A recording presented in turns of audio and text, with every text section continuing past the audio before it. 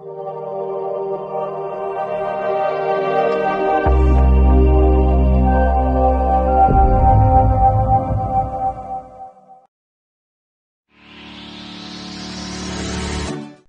that, we move on to our first fireside chat titled Packaging the First Handshake of a Product with the Consumer. And it's my pleasure to first welcome the members of this chat. Gagan, Head Packaging Development, the Himalaya Drug Company, and Sanjay Singal, COO, Dairy and Beverages, ITC. Welcome, gentlemen. And this fireside chat will be moderated by Kevin Vyse, Head of Technology, RAPUK. Kevin, over to you. Many thanks, and good morning, gentlemen. Or from my point of view, very good morning, gentlemen. We have a quite interesting conversation today. You and I have spoken previous to this session, and we want to concentrate ourselves on the aspect that packaging is this first handshake between the product and the customer. But obviously, as we know, it does far more than that. It has a huge role to play up to the point at which the customer meets the product, and it plays a big role after the customer has taken the product away from the shelves. And I think one of the things that I think we want to talk about this morning is, are we really clear what the function of packaging is? The consumer sees it for probably a small amount of time compared to the length of time that we as engineers and as packers see.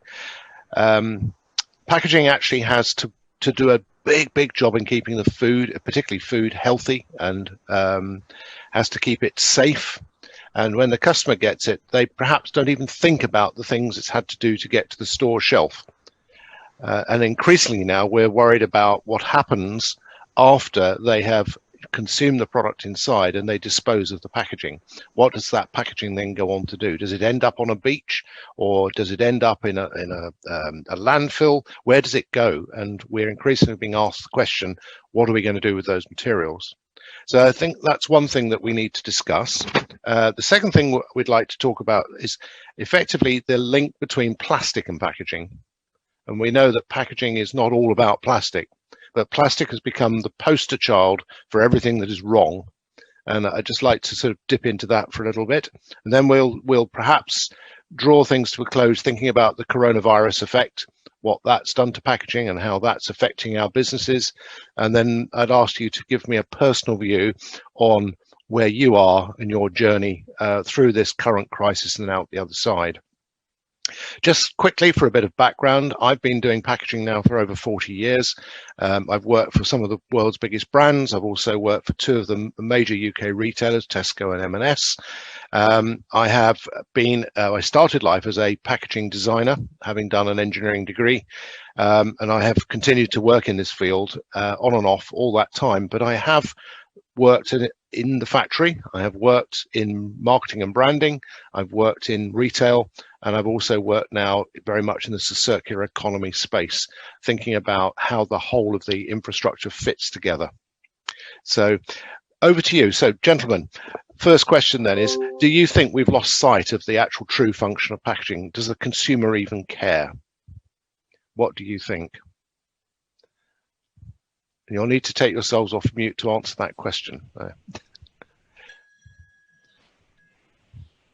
So Sanjay, how do you feel? Well, do you think the customer has lost their, are they interested in packaging? Have they lost the sight of what packaging actually does, or do they just see it as a mechanism to bring the brand to the shelf? Okay, so good morning everyone, and thanks to ET for inviting me. I think that customers really value packaging because packaging is not just, I think, of course, forget the marketeers. Even for customer, it is not just a container in which an FMCG product is being given to the consumer. I think it is also, in a way, an assurance of safety, which is more important, Kevin, right now in the COVID scenario. It is also number two, we operate in many food categories, and we are seeing that in the last few years, a lot of consumer focus, even in India, and you are from the West, but even in India, consumers are focusing a lot on reading back of pack. Typically, otherwise, we would only focus on the front of pack and the branding or the flavor name. But there are so many consumers who are looking at the back of pack, the ingredient panel, to look at what is exactly there in the product from ingredient perspective, food safety perspective, health and nutrition perspective. Yeah. So label reading has become very, very important. And I think that, packaging in a consumer's mind is a very, very important attribute that they look at.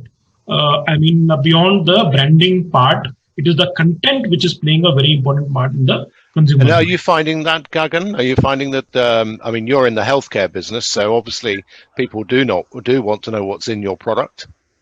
Yeah, so, like Sanjay said, to me, packaging has now taken the role of actually being a silent marketeer.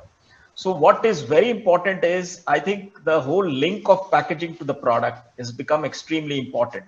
The moment a consumer looks at the pack, he or she is able to really relate as to what this product stands for, what are the key attributes, what does it bring to the table, how is it unique, and how it is differentiated from what else is there in the market. So it is playing a much bigger role. In fact, it really needs to talk the language of the product. It is almost like, and that's to be the biggest challenge that packaging professionals have. How do we make the packaging speak the language of the product, make sure that it really contributes to, understanding the product, and also provides a very strong link to the proposition, the product proposition that, the product brings. So it is really the first stimulus that a consumer gets in terms of, making a decision in terms of whether they would like to buy this product. Does it really fulfill their needs?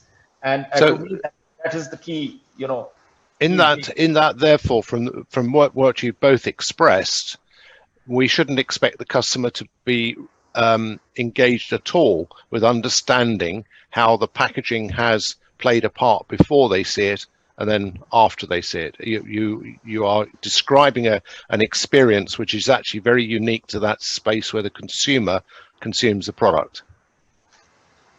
So if we believe that, whose responsibility then is for the disposal of the packaging? Is it the consumer, or is it somebody else?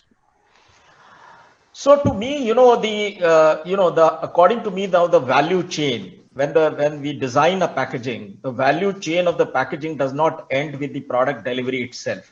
We need to consider an end-to-end value chain. And therefore, it's very important for people who are in this business to be able to really understand how this whole end of the life cycle is going to be managed, and how this is going to then get into a stream that actually enables it to either move back into primary packaging, and we are not in any way contributing to the the degradation of the environment. And that has to be a process that has to be a thought process that has to be in the initial stage of the design, and ensuring that we use materials, we actually design the pack in a manner that really helps in the whole process of circular economy. Yeah. Sanjay, would you like to take us through, because your company has done some world-class work in this area, take us through the Wealth of Waste initiative, because that very much is a part of this idea, isn't it? Yeah, sure, Kevin. So, I agree with Gagan that it is the manufacturer's responsibility, and the consumer has to also help in the manufacturer to manage that ecosystem and the chain. Now, for example, at ITC Limited, while we are the third largest food company, we also have a program we've been running, Kevin, for many years, which is called Wealth Out of Waste. Because we believe that India has a large problem of not only packaging, but waste management, of urban waste management. Our landfills are full. So over the last few years, we are working across, I think, 13 cities, across 7 states in the country. We work along with the municipalities, corporates of these urban conglomerates, where we actually work with the collectors, the waste collectors. We work with municipalities, as I said, and we also work with processors like cement factories or plastic manufacturers to actually create a full ecosystem right from collection to processing. So, for example, to give you some numbers, we have probably avoided around 75,000 metric tons last year of municipal dry waste, going into landfills. Typically, it goes into landfills. So similarly, we have, I think, delivered around 12,000 metric tons of MLPs into cement industry across the country because they use it for fuel or for burning or the run boilers, etc., etc. Similarly, obviously, there is a huge problem right now in India of what do you do with multi-layer plastic, because traditional plastic can be recycled. Issue becomes multi-layer plastic and how to recycle it, how to separate it, how to do the entire thing. So, for example, I think last year we did around 9,000 tons of MLPs for energy recovery. I'm name. However, I think that the challenge is huge. India is a large country, and there is a role for plastic to be managed because obviously, I mean, it is very clear to all of us that plastic cannot be avoided. It cannot be banned. The industries have to come together to manage plastic in an eco-friendly way, in an economical way. Because unfortunately, I mean, Gagan will agree as a packaging expert that there is no viable solution in a country like India where you have to sell to 4 million outlets and which is where the consumer incomes are so low to give actually a biscuit or a snack or anything else or a packet of milk in any other packaging except plastic. Yeah, I think I think you're absolutely right. I think we, as I said earlier, the plastic has now become the poster child, as we call it. At the end of the whole reason why the planet is in such a mess, according to the consumer, anyway. And it's not seeing the bigger picture, which is if we do try and supplement the plastic with something else, we'll probably cause a bigger problem anyway, in terms of carbon, in terms of other unintended consequences. What I'm intrigued about with the Indian experience, of course, is you sell an awful lot of single pouches and sachets and this type of product. And they have in themselves a tear-off piece. So you might be able to collect the small pouch, but you can't collect the little tiny piece they've torn off. And I think there's a challenge. And going back to Gagan's point, there is a challenge in the design of those things. And I think designers, for me anyway, packaging designers need to think harder about the use. It isn't just getting the product out, it's about how that stays together. So things like opening devices that don't get separated from the pouch are starting to appear now to mean that the material can be recycled as a total piece. So moving on to the piece, the thing about design, can you two give us some experience about how you are expected to design your packaging? You both got completely sort of different tacks on this, because Gagan's in a healthcare business and you're in the food business. Gagan, how do you go about designing a piece of packaging nowadays as opposed to 5 years ago? So broadly, you were absolutely right when you said that this has to be a part of the integral process of the business itself. We have to consider this as a business problem rather than a packaging problem. Yeah. So basically, it starts from there. We need to first understand what is it that we want the consumer. That's always the starting point. But then comes some of the fundamental principles. Can we actually change the way we do business today? So, for example, there's a lot of work happening in terms of setting up these refilling centers where people can go and actually pick the product itself, and we can eliminate the packaging. Mm-hmm. Or are there ways in which you can actually have concentrated products which can be diluted at home, sure that you minimize the use of packaging and you make it a multi-use kind of an application. So we need to look at product solutions rather than just looking at packaging solutions, which really help in solving this problem. And then third, of course, but as I said, it all needs to start in terms of how do we want to deliver the product. But then once you have decided that you're going to do a certain packaging, how do we make sure that it has all the element it takes to be able to be handled well? So how do we move to monolayer configurations? How do we move to recyclable structures? How do we avoid materials which are not easy to recycle? How do we ensure that there is a economic viability in somebody being able to pick it and you can still be able to, put it through a recycling stream? Yes. And what is it that we need to do not only from a design point of view, but also from a material point of view, so that you are able to build the right credentials in the whole cycle. So as I said, it's all about the business model, about what you would like to offer to the consumer and what is the best way of offering that to the consumer, and then of course deciding what is the best packaging that you want to use. And is this your similar experience? I know you both have very similar backgrounds way back in your careers. Sanjay, do you feel that model that Gagan's just portrayed is the right one, or are there variants on that for you? No, obviously, what Gagan is saying is the right model. But what I'm to add in also that to answer your question, what has changed over the last, let's say, 5 to 10 years in the foods arena? I think the changes have been dictated by 3 factors. One is the consumer. I spoke about the fact that the consumer is becoming more aware of what he or she is putting in her or her child's mouth. So packaging today, our packaging is communicating much more nutritional information, more transparently. And we are doing that using even modern technique like QR code, etc., etc. Number one. Number two, from a channel perspective. I mean, 5 years back, when we designed a package, we did not have to design a package to be eco-friendly from a, let's say, e-commerce perspective. That is just, which has exploded. So you need to have packaging solutions which are eco-friendly for Amazon or a big basket or whatever in India, and for delivery. I think the number 3 thing is obviously what Gagan spoke about, the eco-friendly part of packaging. I think, which honestly speaking, I think that while industry is making a lot of pious noises, I think there are challenges to actually make that come alive, because whatever we have seen are honestly very, very subscale. So I think that is the biggest challenge, which I think has to be taken up by everyone together. Yeah, I think we'll move on to the sort of coronavirus effect. What was interesting from maybe if you look at the West, they were starting to move to a position where we were removing packaging because the consumer was saying, packaging is bad, take away the plastic, take away the packaging. So we were starting to see a lot of the fresh food being offered without packaging within the retail spaces. In the last 6 months, we've seen a complete reversal of that behavior. And most of the retailers now are packing everything.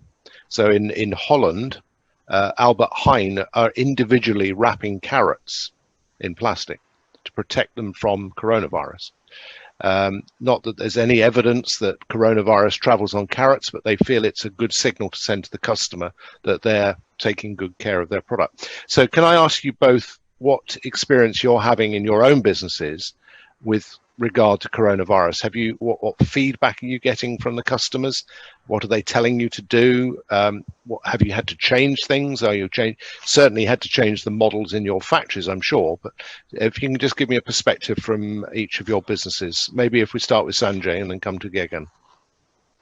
Yeah, so I mean, larger being a food company, I think that there was a huge of pantry loading of all food products globally and in India. So obviously there was a huge challenge of meeting demand of the trade and consumer. That was from the factory perspective. Obviously, whatever be the science behind it, the reality of us is that even today, all in our houses also, every food item is coming, any personal care product is coming, you are washing it, disinfecting it, or keeping it for 48 hours in isolation, then using it. That is a reality across the world. That is not going away. So some of the, obviously, packaging has become more important. And more than packaging, the trusted brands have become more important. So category after category, we are seeing retail data that the larger brands are gaining market share in the last 9 months.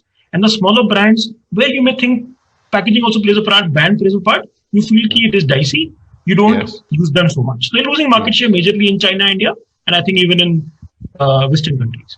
The number 4 part is that, the example you gave of carrots, for example, we are seeing in our business. So we have a decently large biscuits business, a cookies business.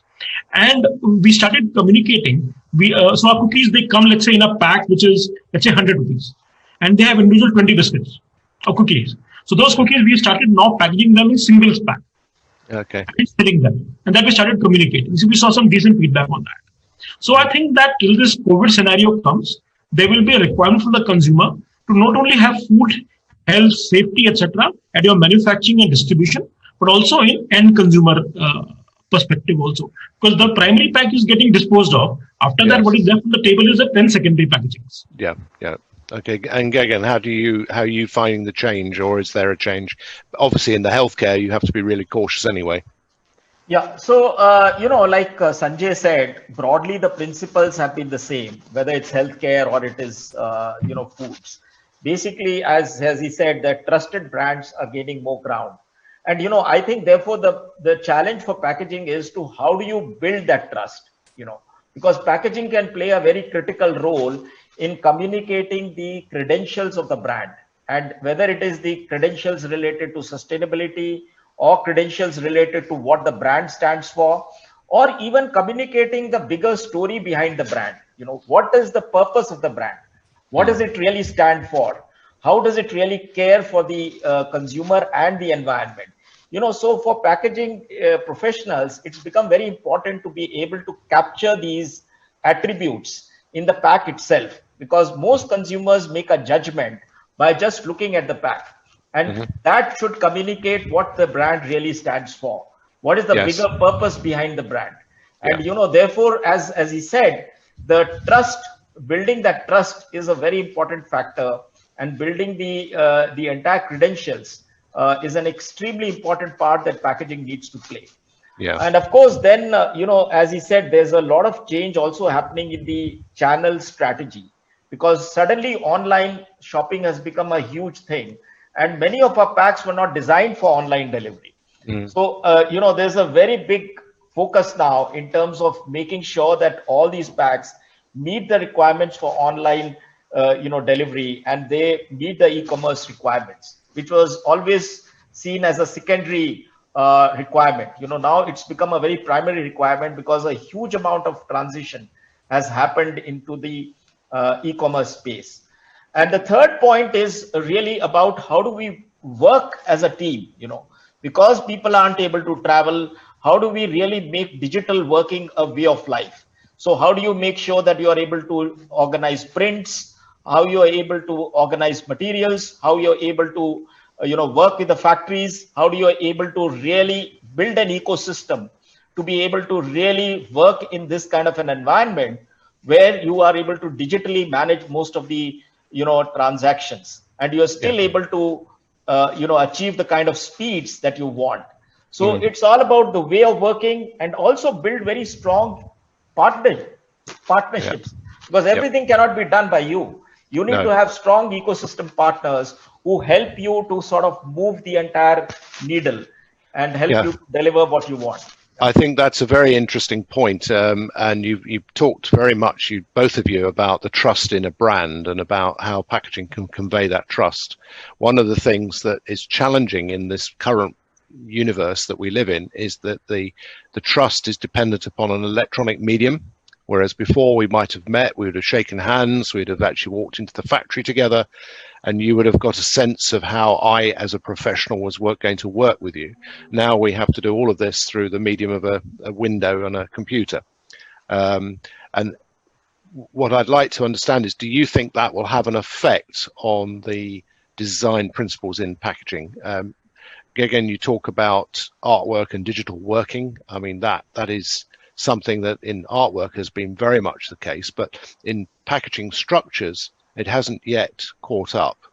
So most of the artwork is done online now. If I talk to a design engineer about the piece of packaging design, I tend to wait till I see a model or I see a prototype. It's very difficult to judge in a 3D thing through the medium of a computer. Yeah, so, I think a lot of that is actually changing. And I think this whole process has accelerated that change. Yes, simulation, ways of working in terms of, digitally looking at things, virtual reality, and also a lot of stuff around simulation used to be an important part of the development process, but it never got the kind of acceleration that it now is seeing.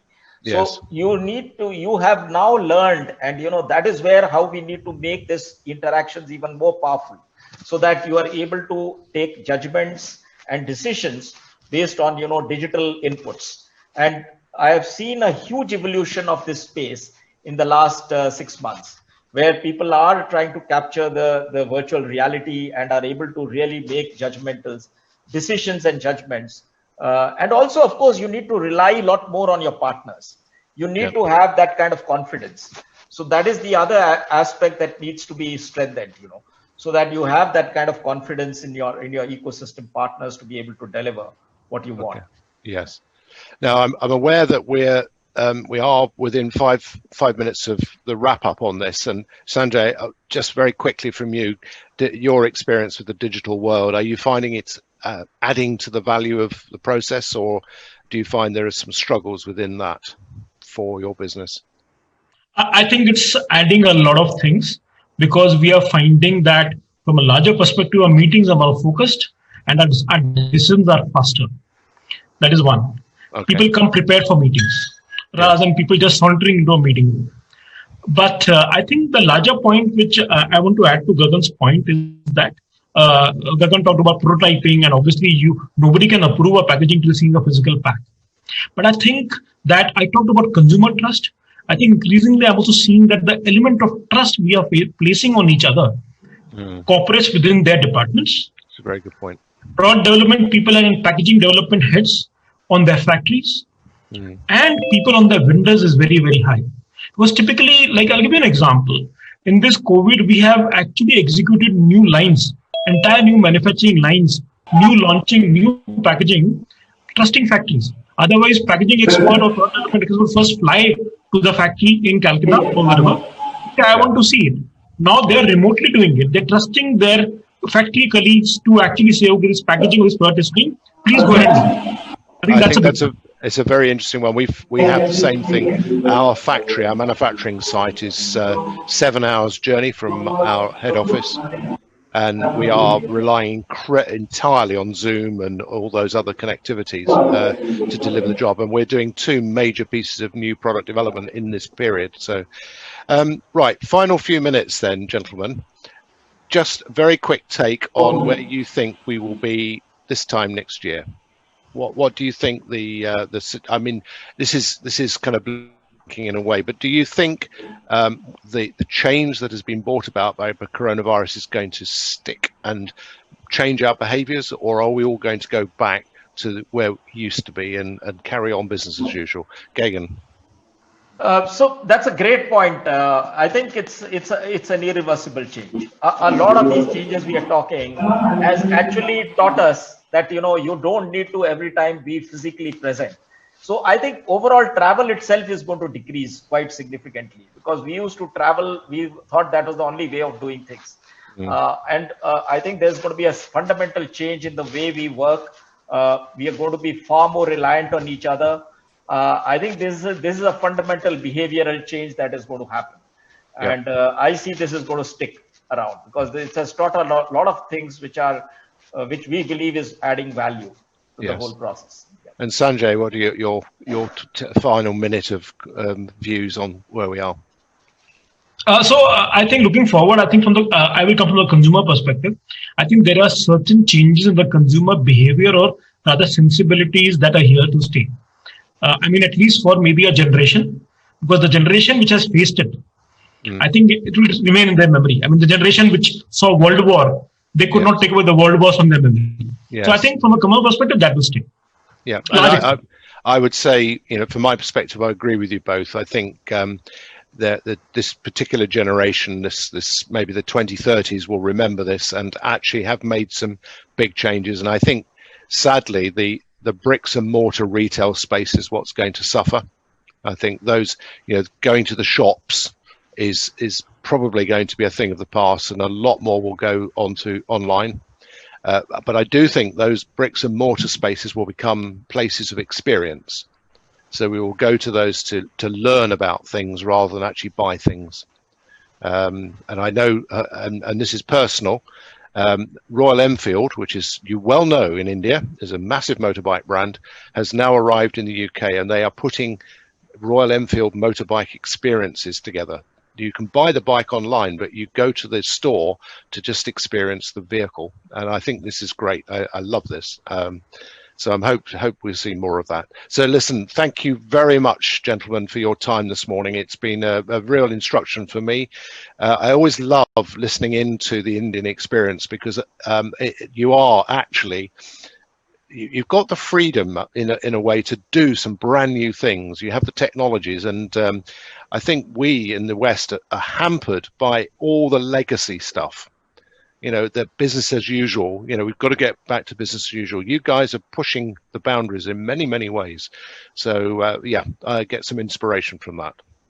I think I now hang back to Ivan, who is to conclude this little session for us.